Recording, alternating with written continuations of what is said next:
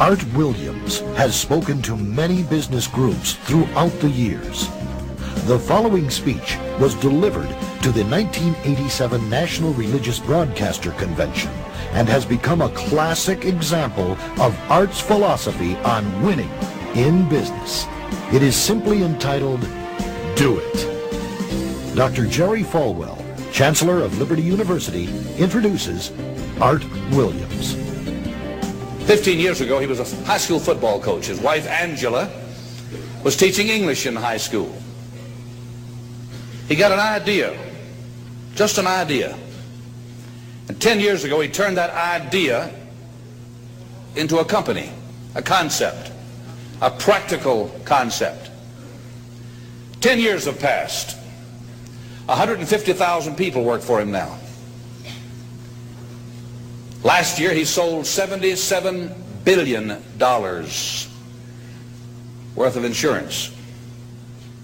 This year, $100 billion. That is more than Prudential and New York Life, number 1 and 2, combined in 10 years. He's from Monroe, Georgia. He has the dialect to prove it. He this year will sell $100 billion worth of insurance and revenues $2.5 billion. And he's just now beginning to dream, to plan, to go. Art and Angela Williams have 2 precious children, Art the third and April, their daughter. He is chairman of the inner council, the inner circle of our ministries, and a personal and a dear friend. He is a born-again Christian, as each of his family members, but he's an entrepreneur. And Dr. Armstrong has asked him to come tonight and talk to you about what he knows most and best about. And having been in one of his sales meetings last Thursday in Palm Springs, you know, I usually go out preaching and I try to wake up religious morgues, and most of the places, a lot of the places I go don't need a revival, they need a resurrection. But he asked me to speak to his group of national sales directors, and I had to work hard at getting up where they were and not appearing as a backslidden preacher. This man, I repeat, is the leading entrepreneur in America and a friend of NRB, and I introduce you to you, Mr. Art Williams.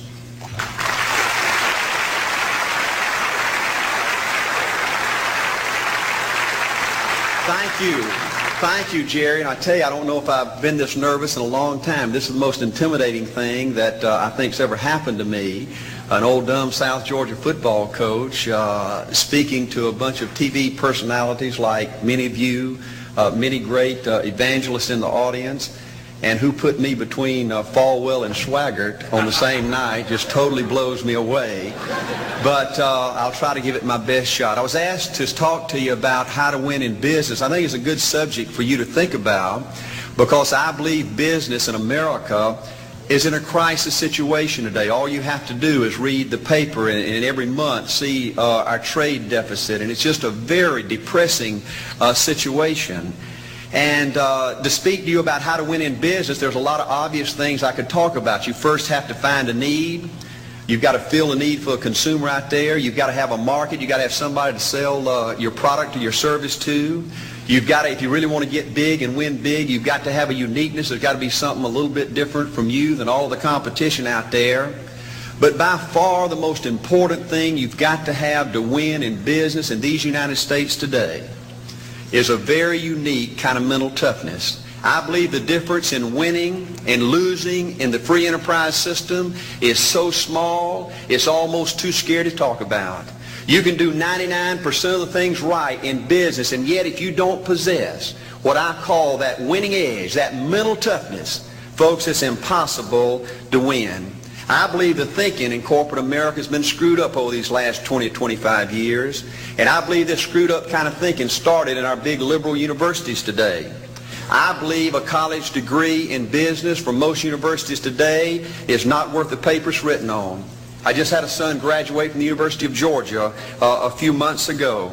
The reason I think that is because most of these professors in most of these universities today hadn't got enough common sense to get in out of the rain. They don't have any idea what it takes to win out there in the real world. They deal in a bunch of theory. These people have tried to fill up corporate America with this kind of thinking. These are the special people. If you're born rich, if you're born on the right side of the track, they rule you, the privileged class in America. If you're born poor from an average, ordinary background like I came from, they say you're supposed to give up all your big dreams and all your big ambitions and all your big hope. If you have a high IQ, they rule you brilliant. If you have an average IQ like me, they say you ought to drive a truck or be a janitor. Well, bull. That ain't the way.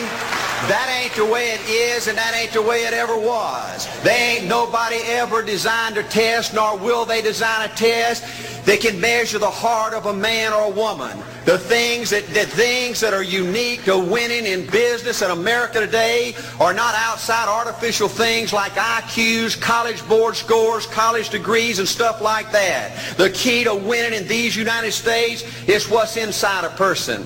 It's your integrity. It's your people abilities. It's your character. I believe in developing this winning edge. I've got 10 or 12 points that I won't be able to go over with you tonight, but let me just give you a flavor of what I think you've got to do to succeed in these United States. Number one, you've got to get excited. Folks, I don't believe anybody will ever tell you anything more important than this in winning in these United States. 90+% of winning in anything you try to do in America today, you've got to be excited. People in America won't follow or believe in a negative, dull, disillusioned, frustrated, dadgum crybaby. People want people that are positive and excited and enthusiastic and tough. The greatest definition I ever heard, I thought about this 10 million times when I wanted to quit along the way of a winner. This guy said almost everybody in America can stay excited for 2 or 3 months. A few people can stay excited for 2 or 3 years. But a winner will stay excited for 30 years or ever how long it takes to win. Another key to building this winning edge and this mental toughness is you've got to become a dreamer again. You know, I'm a Methodist, and we just changed ministers a few weeks ago, and our new minister came in, and the church was just packed. And the first thing he said, well, it looks like everybody came out to see the monkey perform. And the second thing out of his mouth, he said, for a church to be a great church, you got to have a dream. If you don't have a dream, you're dead. And boy, I sat up and I said, man, me and this guy are going to get along good because he knows what he's talking about. See, folks, I believe in order to win, you got to feel good about yourself. When I was coaching football for 7 years back in Georgia, and I had a paddle in my coaching office, and it was about this thick and this long.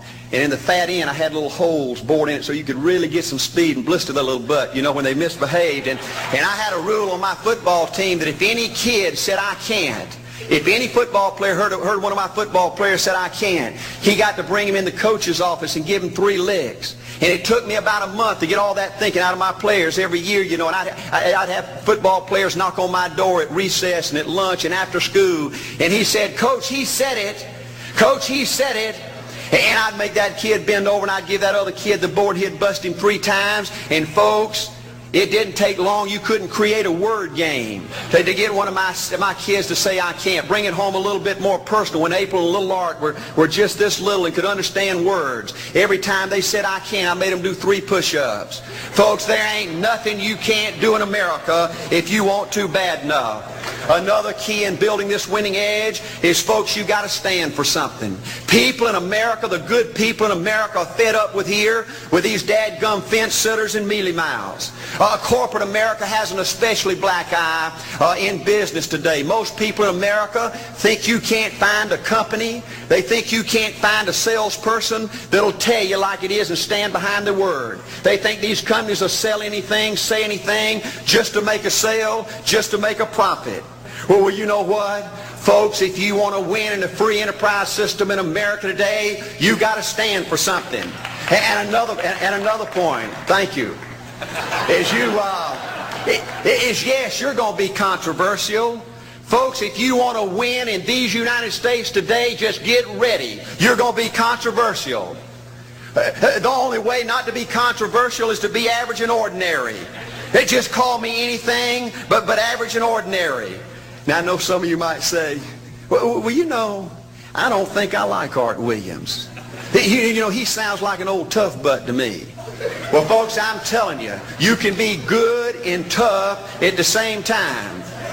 I bet nobody's ever talked to religious broadcasters like that.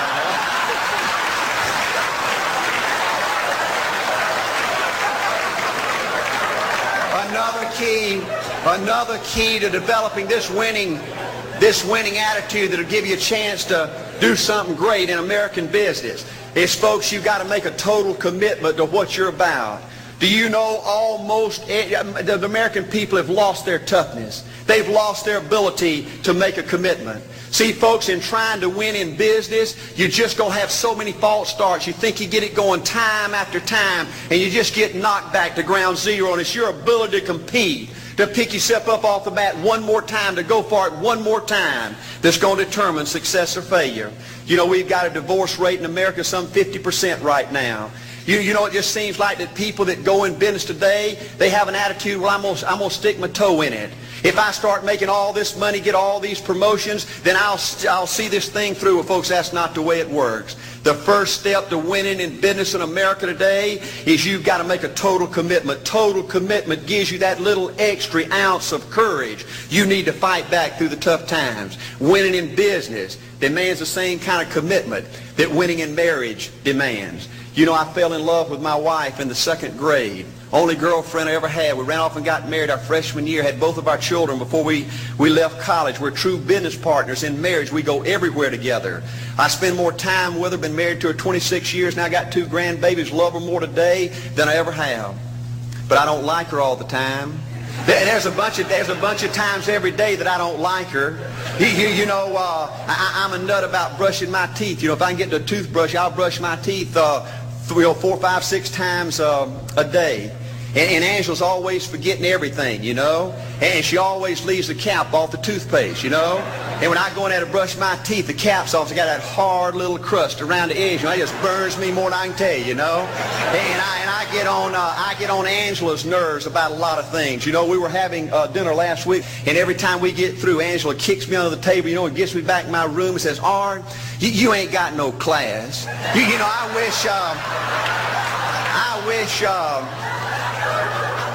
I wish, Art, you could learn to eat with your mouth closed, you know.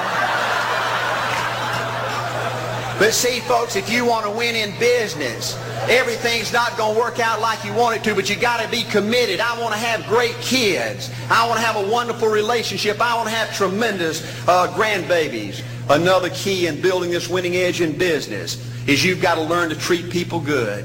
Another thing that these universities pollute America, corporations with, is this attitude, you better not get to know your employees. You better not become friends or get to know the spouse or the children of your employees, because you might have to fire them, you might have to reassign them. And if you're close friends, you can't manage people in a tough-minded way. Bull. Folks, the only way to manage people and get the most out of people is treat them good. Learn to love them and care about them. Yes, it hurts from time to time, but it's the only way. You know, everybody you work with in business, you've got to look at them and pretend there's a flashing sign on their chest. And everybody's asking you, make me feel special. Make me feel important. Say something good to me. I want to be somebody. Another key of winning in business in America today is, folks, you've got to establish the right kind of priorities. First company I went with 15 years ago was ITT.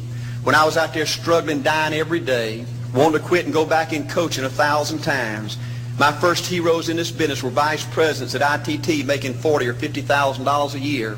And I said, man, if I could ever get to be that kind of person, it'd be a dream come true. I couldn't want any more out of life.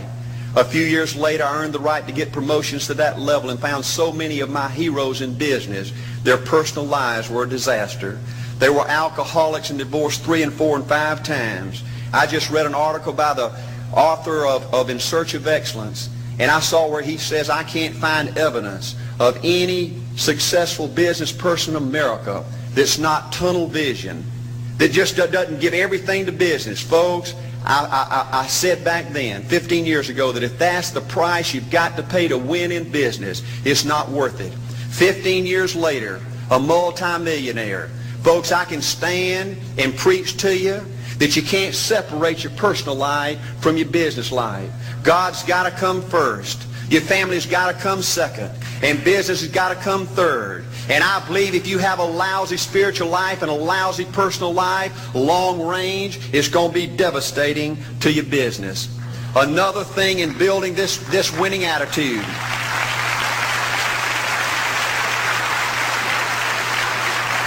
Another thing in building this winning attitude in business. I see tall people make it big in business and short people, dumb people and smart people, fat people and skinny people. But if you cut open the winners in business, I see a heart of a champion. And all these people are competitors and they don't quit.